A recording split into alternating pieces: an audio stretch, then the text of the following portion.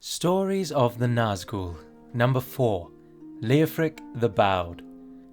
Leofric was born into a simple life, and for all the years of his youth he lived the life of his forefathers as a shepherd in the vast plains of Rhovanion.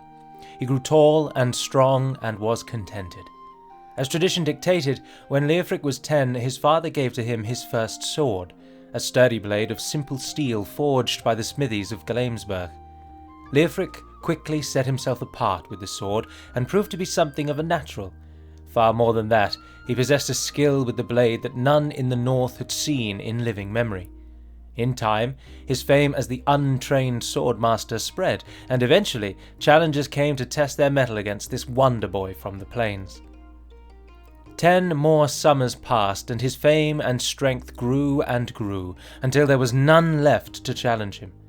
Little did he know that by far his greatest challenge was already mustering to the south. To begin with, none knew from whence they came, and worse still, none expected them. They were horrible, vile creatures that lolloped across the ground with clumsy and unnerving strides, snarling and biting as they came. They fell upon towns and camps in the dead of night, and their skin was blackened and charred, as though they were created in fire itself. The Northmen swiftly came to call them the Burning Death, but the elders knew what they were. They were orcs. Their presence in the north was more than just petty raiding parties. A vast army had been sent from the south to enslave the hardy Northmen for the machinations of the Dark Lord.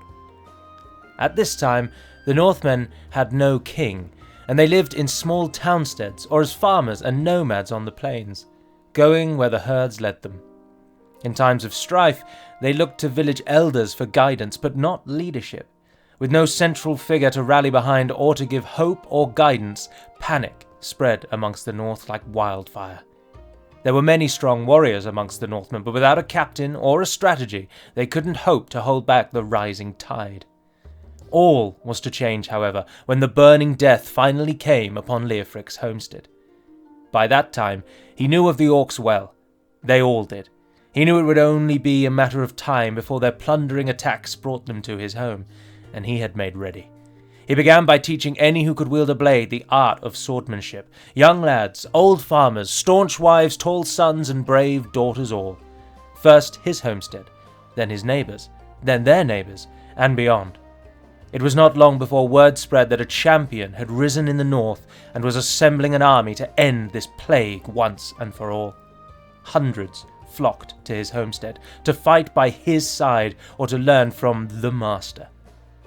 Leofric spoke to each and every person who came to his home, and they found in him hope.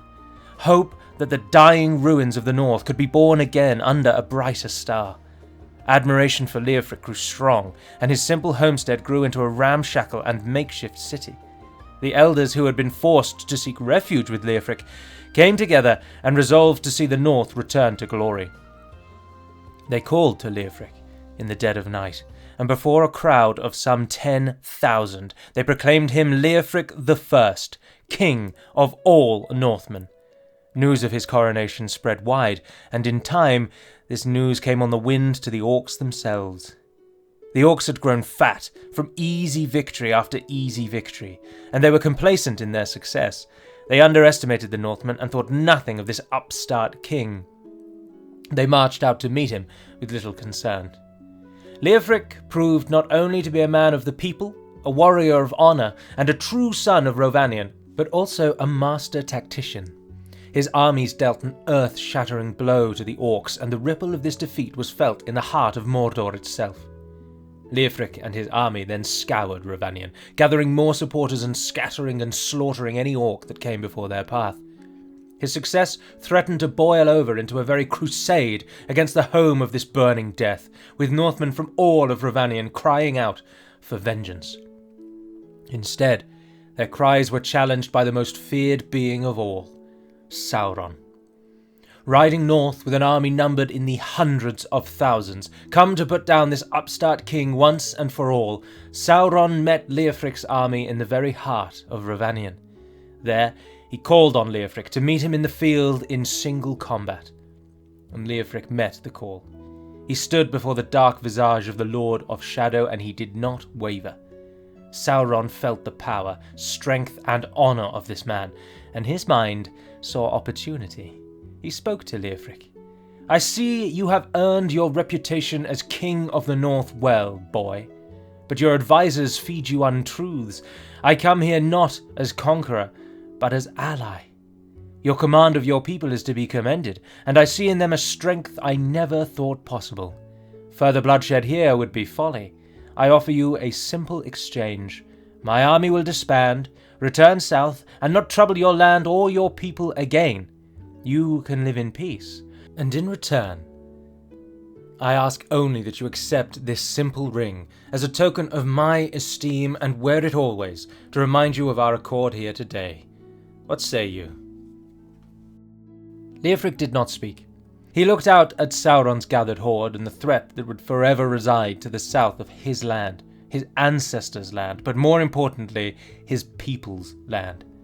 Silently, he raised his arm, his hand widespread, and then in all of an instant he clenched his fist, and in an instant the sky was darkened with the black shafts of the Northmen. Leofric's forces were gravely outnumbered, but the orcs, even those led by Sauron himself, could not hope to contend with the storm of precise arrow fire now whistling toward them. Thousands of the enemy were cast down in the initial volleys, but this was not the orcs' first battle. They quickly regrouped, raised their shields high, and then, to the sound of 100 clear ringing horns, they mastered their fear and charged into the waiting lines of the Northmen. The battle was bloody and fierce. The orcs had met a challenge in the Northmen that would not be easily overcome. Leofric watched on, pride swelling in his chest, as the orcs fell to the stalwart defenders of the North. For every man who fell, 5 orcs lay about him. Confident, Leofric turned his gaze back to Sauron. The tall figure before him showed no signs of outward emotion, nor, to Leofric's dismay, any obvious weakness. Sauron began to close on Leofric, and where before he had been unarmed, a great mace now cut through the air at his hand. The head of this ghastly weapon was as large as a pig, and could crush Leofric in a single blow. He drew his sword. He gave a thought to his forefathers, and in silence he charged the Dark Lord. It is said the fight between Sauron and Leofric rent the very earth about their feet, and sent flames high into the sky. Sword and mace both wielded effortlessly and with grace. Neither opponent showed a sign of dropping or made any mistake. They fought for what seemed like hours, until Sauron was able to strike a powerful blow to Leofric's leg. He crashed to the ground, and all his hope and thought of victory crashed with him. His leg was broken. It took all his strength to kneel upon his other, lest he show weakness before his men. Sauron had won, and Leofric, head down, waited for the end. But it did not come. Instead, a voice whispered in his ear, "Take this ring, Leofric. Take it and wear it ever after, or I will cleanse the North of every living thing. The decision I give to you is this: your people or your pride. Which is to fall?" Leofric knew his lands would never truly shake the threat of Mordor, but he couldn't allow his people to perish here. He couldn't allow his ancestors to be forgotten. He raised up his hand, and with an outstretched finger, and bowed his head low. Sauron gave a sign to his bannermen, and a loud, clear horn rang out. Suddenly, the orcs retreated en masse, and all the gathered Northmen still standing could see, in the centre of the field, their king bowing to Sauron. The Lord of Shadow placed a simple golden ring upon the kneeling king's finger. To the bewilderment of the Northmen, Sauron gave a short bow himself, and then turned and walked away. His army fell in line to his sides, and with that, the Orc Incursion in the north ended. And so, in time, it came to pass that the mighty King Leofric, first king of all the Northmen, came under the power of Sauron. This story was written by me, Arachir Galadirthan, and it is not a canonical story for the Nazgûl, and has been written to create a backstory for them in our mod Divide and Conquer. I hope you have enjoyed, and thank you.